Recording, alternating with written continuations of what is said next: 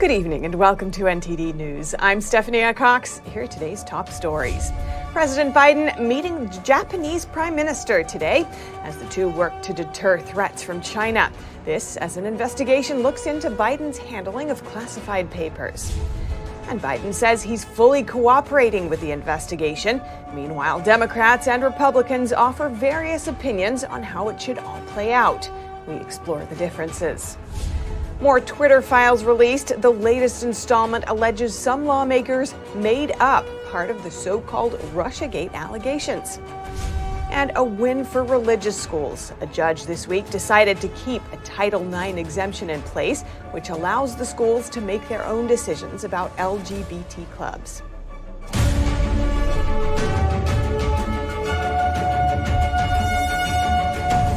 We'll bring you the latest on the classified documents found in President Biden's garage and former office in just a moment.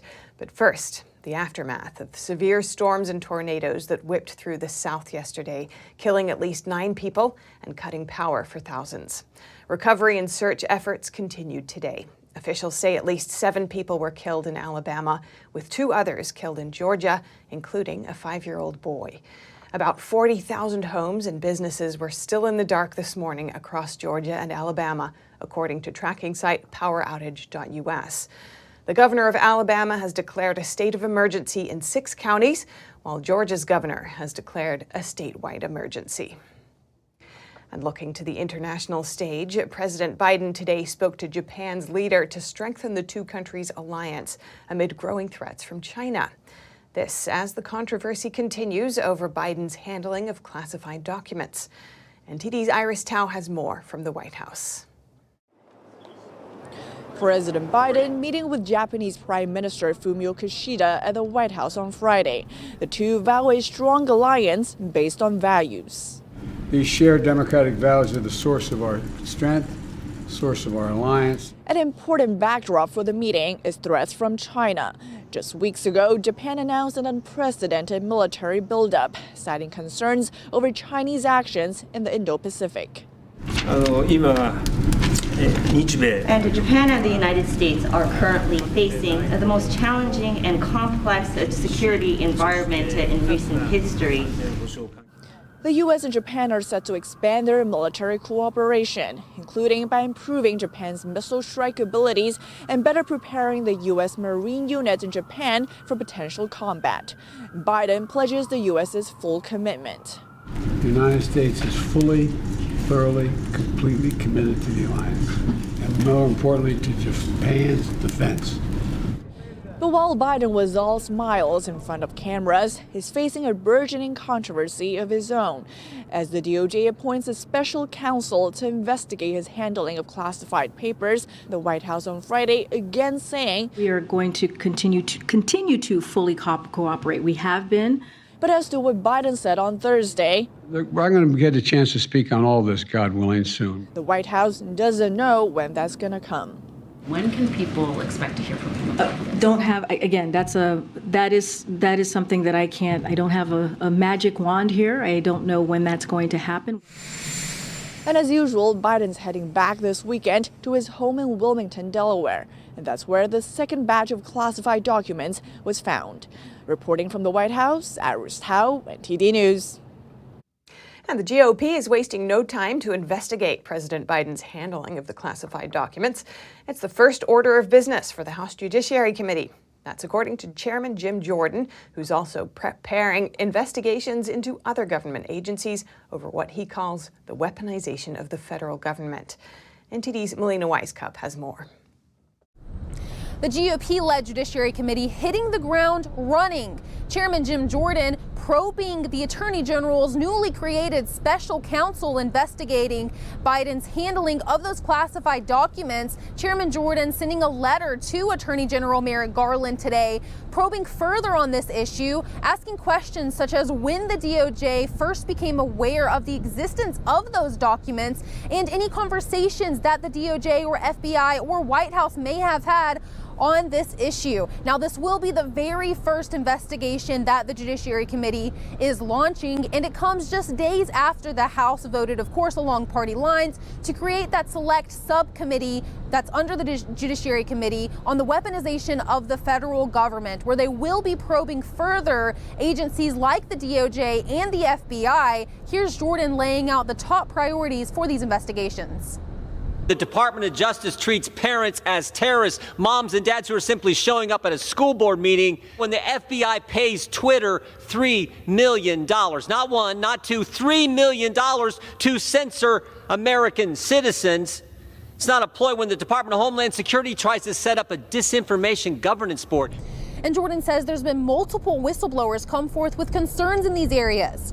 Democrats, however, argue that this committee is hyper-partisan and meant to shield Republicans from ongoing federal investigations into the January 6th Capitol breach. As we have members in this chamber who themselves may be subjects of investigation. Upon an agenda that many of my Republican colleagues have said is anchored in ultimately wanting to defund the FBI. And Democrats do plan to seat members on this 13-member committee, even though they don't agree with it. Congressman Pete Aguilar, who's the Democrat caucus chairman, told us earlier this week that they do plan to have members on every committee that's created by the Republican leadership to have representation. Democrats, of course, argue that the types of investigations that will be taking place here are simply conspiracy theories, while Republicans, of course, would push back, saying that these investigations are substantive and are aimed at preventing the federal government from trampling on the constitutional rights of Americans. Reporting in Washington, D.C., Melina Weisskopf, NTD News.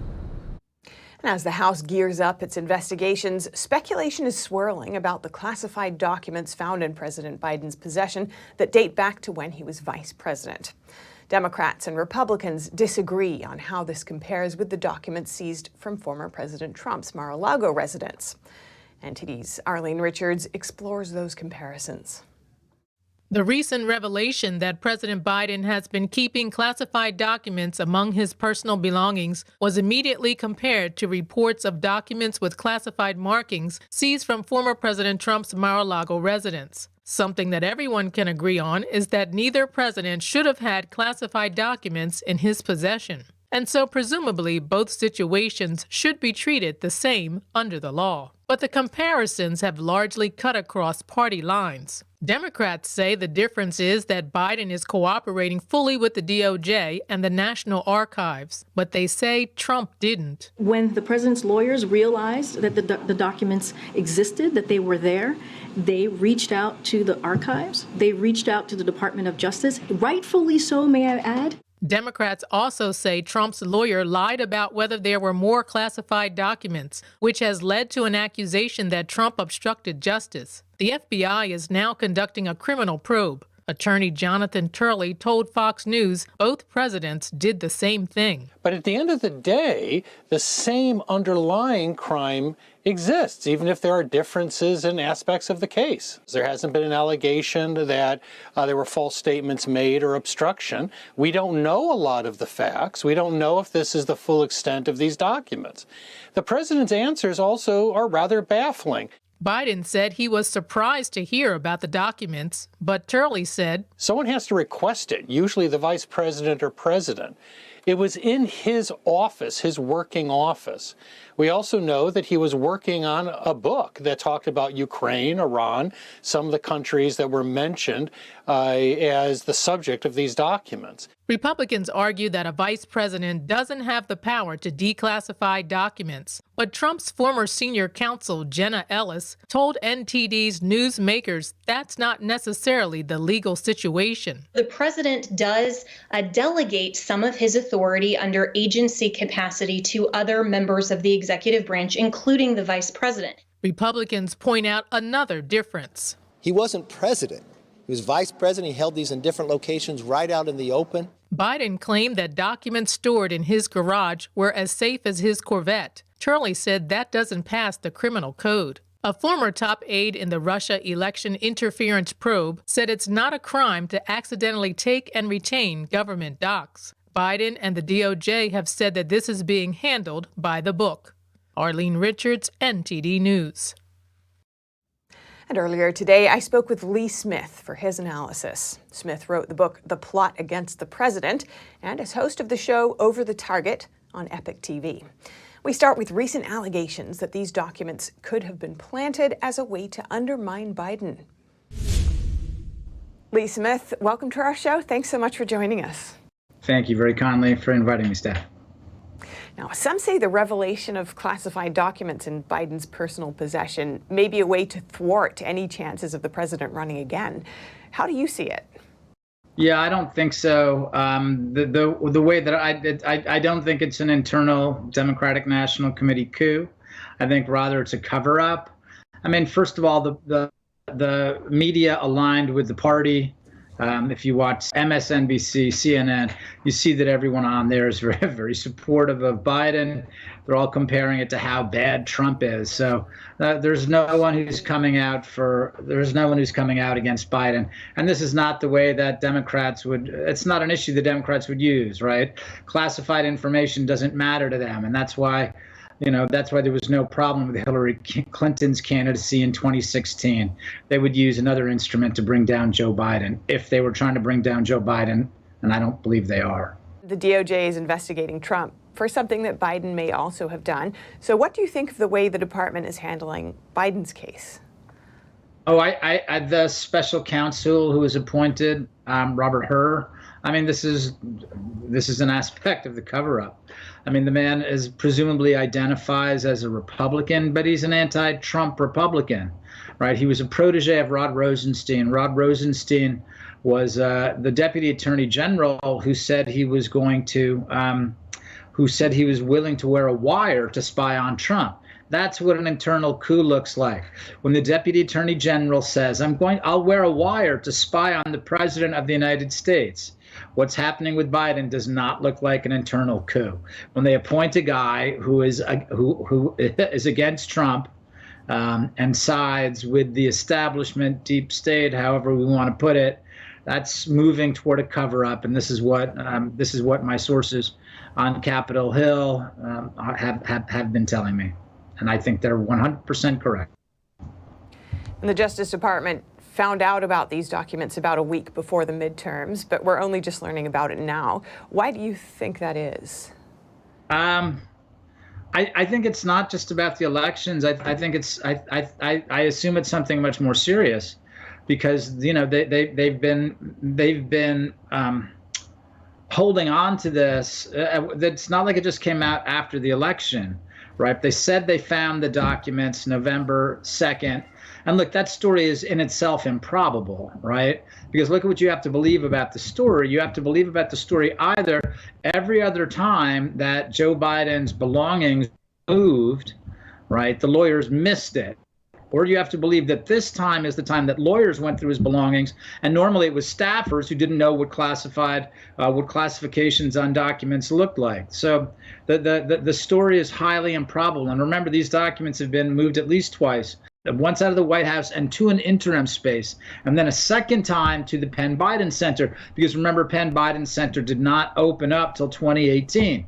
So between January 2017 and 2018, these documents were somewhere else. We have no insight yet as to where they are. So, but they've been moved twice, and it appears this was in preparation to move them a third time. So again, the idea that Biden's lawyers somehow just noticed this, that doesn't make sense. There's a CNN piece today saying, talking about, again, it's more the press cover-up. The CNN piece is going on about, it was very chaotic as Joe Biden was leaving the White House in January 2017. They never knew what was going into the boxes and the belongings. It was just chaotic. And so it's just meant to cover up for what's going on with Joe Biden.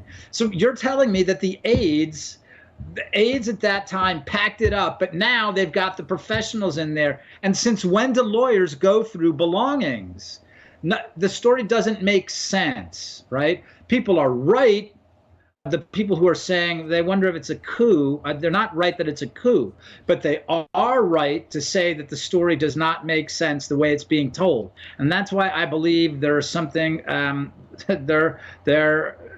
whatever is in these documents or whatever the backstory behind it is likely to be extremely damaging. And that's why it's a cover-up, not a coup.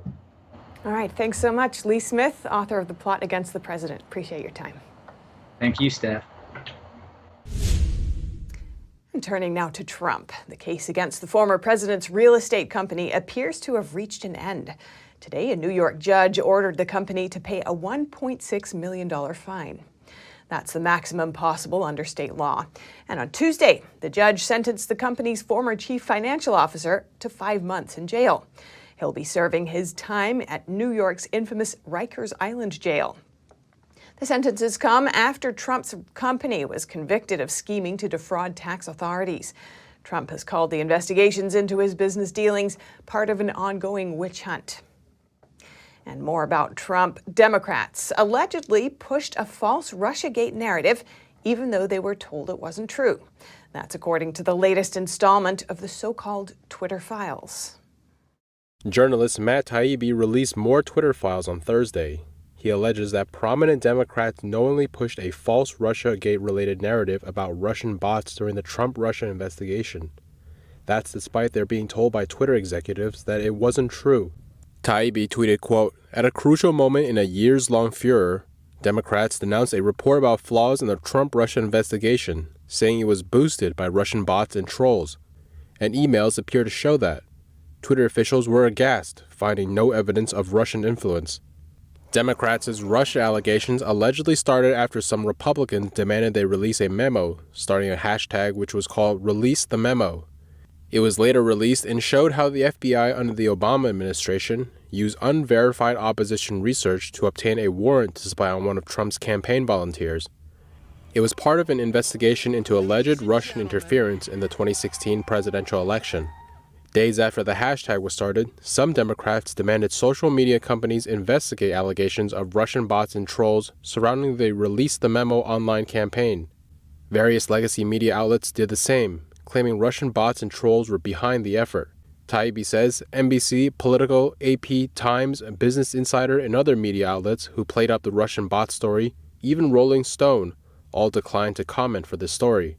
Also, Yoel Roth, who was Twitter's trust and safety chief at the time, reportedly told colleagues, "I just reviewed the accounts that posted the first 50 tweets with hashtag Release the Memo, and none of them showed any signs of affiliation to Russia." Taibbi concluded, alleging, quote, "The Russiagate scandal was built on the craven dishonesty of politicians and reporters who for years ignored the absence of data to fictional scare headlines."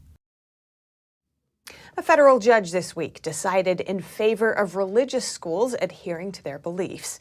A lawsuit started by LGBT students claimed they were being discriminated against. A federal judge at a court in Oregon on Thursday said that religious schools can follow their beliefs and still receive federal funding.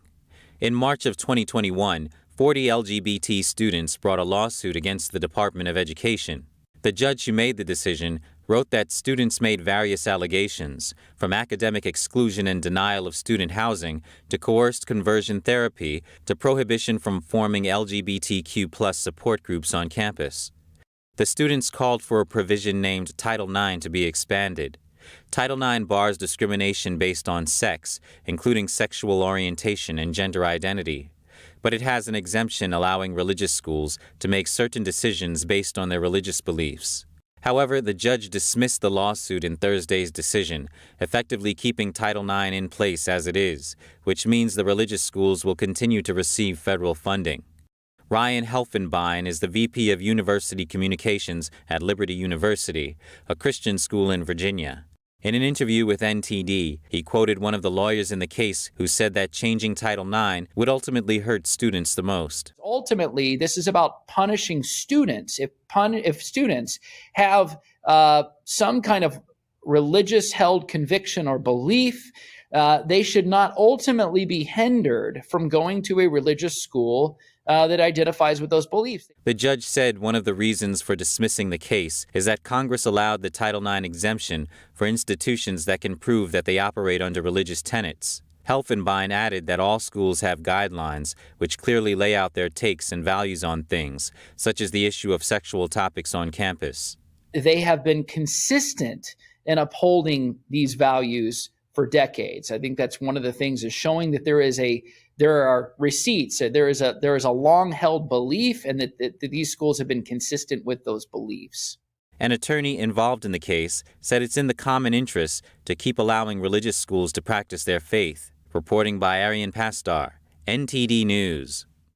And if you have any news tips or feedback for our show, you can email us at eveningnews@ntd.com. Coming up, Moscow claims its forces have captured a fiercely contested town in eastern Ukraine, which Kyiv denies. And in NBA news, a bounty has been offered by a foreign government for the capture of former player turned activist Enes Freedom. NTD's Dave Martin has the story. That and more coming up.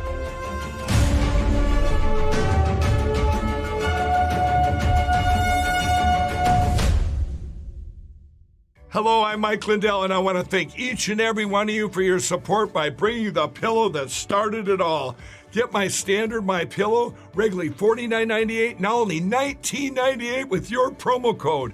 Just like all of you, I've tried every pillow out there and none of them worked.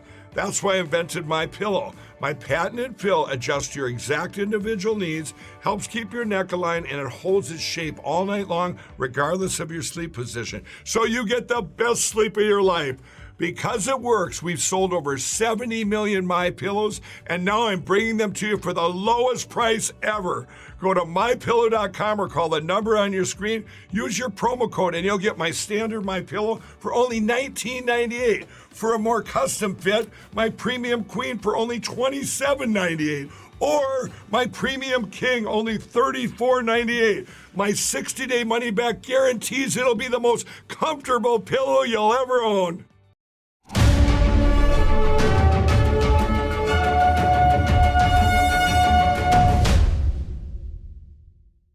Russia said today its forces have taken control of the town of Soledar in eastern Ukraine. Kyiv disputes this, saying its troops are still fighting. If confirmed, Russia's capture of the town would be seen as a trophy win for Moscow, following major setbacks in the battlefield. Russia is claiming to have captured a fiercely contested salt mining town in eastern Ukraine. The taking of Soledar would mark a rare victory for the Kremlin after a series of setbacks in its war in Ukraine. On the evening of January 12th, the liberation of Soledar was completed. The town is important for continuing advance on the Donetsk axis. Taking full control of Soledar enables Russia to cut off the Ukrainian forces' supplies in Bakhmut. Moscow has painted the battles for the town and nearby Bakhmut as key to capturing the eastern region of the Donbass. Since the beginning of its invasion, Moscow has prioritized taking full control of this area. This footage released by Ukraine's State Border Guard is said to show fighting in Bakhmut. Ukrainian authorities contest Russia's claim to the town's capture. A spokesman for the Ukrainian army in the east said on Friday there are still Ukrainian units in Soledar. There's been repeated conflicting reports previously over who controls the town, where a bloody battle has raged for months. Western governments and media outlets could not confirm either side's claim. Without mentioning Soledar, Ukrainian President Volodymyr Zelensky gave an optimistic address to Lithuanian lawmakers. Together, we are heading towards victory, towards final victory over that empire. Russia would not be able to dictate anything to the peoples of Europe any longer when we finish this war with the aggressor's decisive defeat. The day before, Zelensky said Ukrainian forces are holding their positions and inflicting significant losses on Russian troops. Moscow accredited the town's capture to Russian troops and aviation, while later acknowledging the role of the Wagner mercenary group. Here, footage released by Wagner allegedly shows its men in Soledar. The group has issued a premature claim earlier this week that the town had already fallen, and said the fighting there was exclusively being waged by his men. Wagner's founder has harshly criticized the failings of the regular army. Kiev and the West have played down Soledar's significance, saying Moscow sacrificed significant losses in a pointless fight for a bombed-out wasteland. They say it's unlikely to affect the wider war. Ukraine said on Thursday more than 500 civilians, including 15 children, were trapped inside the town. And now over to sports news. Here's NTD's Dave Martin with today's top stories. Thank you, Steph. Former NBA player turned human rights activist Enes has been labeled a wanted terrorist in his home country of Turkey. The government has placed a bounty of roughly $500,000 for his capture. Freedom has been outspoken about human rights abuses both in Turkey and around the world. The Turkish Interior Ministry website describes Freedom as a member of a terrorist organization. It's a vague charge that some say has been misused numerous times to target people who criticize the Turkish government. Freedom told the Turkish Minute that in addition to him, there are many innocent journalists, academics, athletes, activists, and educators on the list. The 6'11" Freedom played in the NBA for 11 seasons before he was traded and subsequently released in February of 2022 in a move many saw as political. Just months prior to his release, Freedom was decked out in shoes on the court with messages like "Free Tibet," "Free China," and "Free the Uyghurs."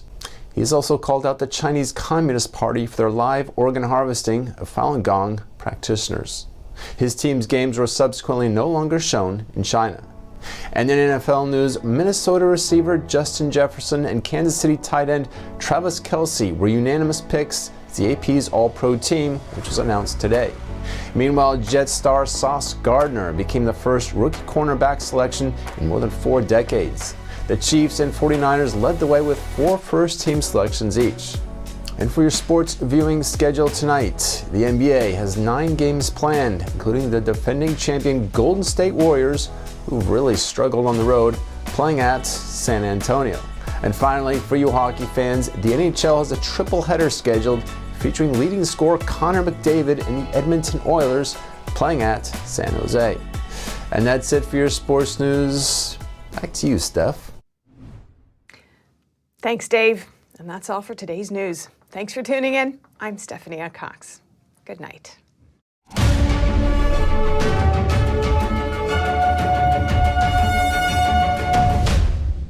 Thanks for watching us on YouTube. Did you know YouTube only keeps selective videos on its platform? So if you want to make sure you get the full picture, just subscribe to our newsletter. Go to newsletter.ntd.com and sign up. It's free.